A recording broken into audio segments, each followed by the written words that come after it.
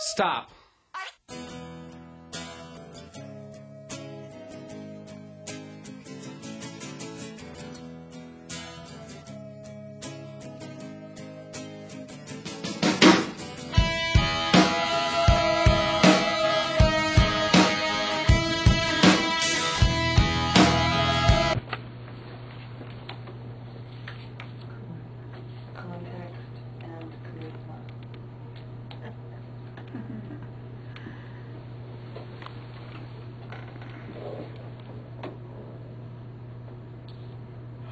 The context related to detachment, brave, and habit. And compromise, messages, and senses. So these are the values and these are the concepts. So it's like you're looking through the concept, through this value lens.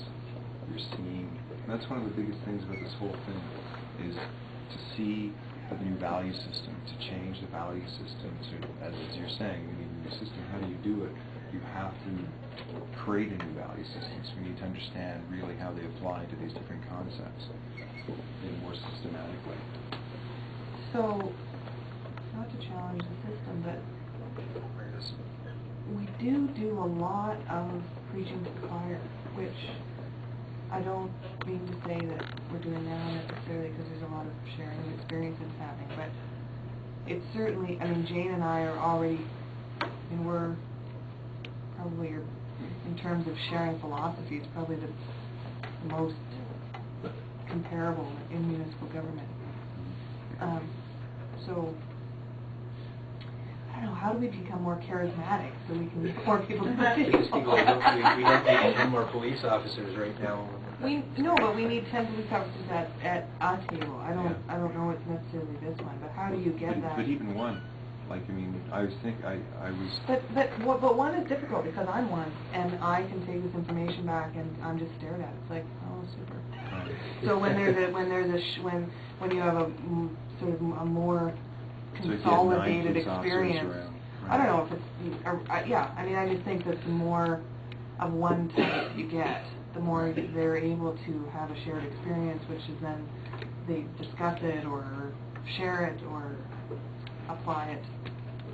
I think there were like 3 or 4 police at the Norm Stamford talk on the way we deal with the drug issue, and I don't think they have any impact in their organization, because still 85% of our policing is related. Well, maybe you get the whole you get the police board themselves to agree. You get the police board and some front end police. But I don't. Well, the awareness and the learning, I've invited Mayor Lowen. As a matter of fact, I invited any of the city council members last year during Tent City to come out to Tent City, and we'd have a tent ready for them. And this, I reiterated that after the mayor last time I saw him, to come out and live on the street for a few days or a week and raise his awareness. Well, but he's not really interested. But you know, and that's where I discussed, I don't know which one it was now that made me think of it, but I think it was compromise. I feel very, I mean, I work downtown, and I feel very, I feel very able to identify with those living in poverty, because I've lived in poverty in my life, and I just don't feel that far removed from the community. However, I would be afraid, I would have fear to go and live in a tent for a week with a community that I didn't know, that I knew didn't appreciate me, that I knew didn't appreciate my values or my... So there's some type of, like, the expectations that are put on the other, whether it's you're the other or I'm the other or they're the other. There needs to be a different way of inviting people into the circle, because it isn't as easy as saying, you come and do this with us, and if you don't, you're not supportive of who we are as individuals on this planet. And there was a guy in Toronto who lived homeless for a year and wrote a book about it, and it was not an easy process. It wasn't. I expected to be on the street for about 2 months, and I've been out for over 2 years now. And it wasn't, in a lot of ways, it wasn't the tribulation I thought it was going to be. But in other ways, there's no way I can leave until something's changed. I didn't realize that it was like it is. Yeah. I was thinking, because I've been out for like 4 months now and never expected to be living the homeless situation again, you know, especially at my age, and all the stuff that, you know, that I've done for the community, and, you know, what the community has done for me, and that, you know, it's slightly off balance in that at this point. And, you know, it's like, okay, 4 months, and, you know, now every time we're out there and that, it's like people say, yeah, well, I sympathize with you, but do you sympathize with me enough that you're going to give me the key to your back door? No, because people here suffer from that NIMBY syndrome. Well, I think there's fear at the root of that. There's some fear there. But it's very scary. It's very scary being out on the streets and that. You know, at any time of the year, but especially when it's snowing right now.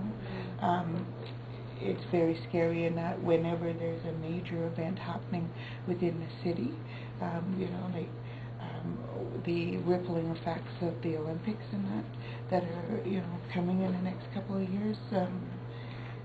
Victoria's going to see the increase in that with the amount of homeless because of the amount of buildings being shut and people.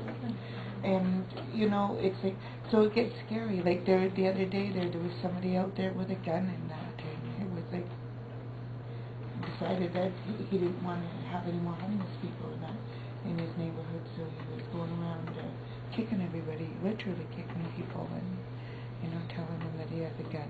Yeah, and a few hours later, he robbed the 7-Eleven store, you know. I think I'm supposed to read my solution. Anyhow, yeah. Write to Community Services Minister Ida Chong to amend the community charter to authorize the municipal vacant and derelict buildings bylaw. Well, that would be a very progressive thing to do. She'd write you a nice letter back saying, well, thank you for your input. That's right. I really appreciate the time you took to The write that. Premier is really concerned about this issue, and we'll get back to you in due time, maybe after the next election. Yeah, the only time that changes it is the date on the letter. That's right. Yeah. You don't write it in. It's a form letter. Thanks, Ida. Yeah.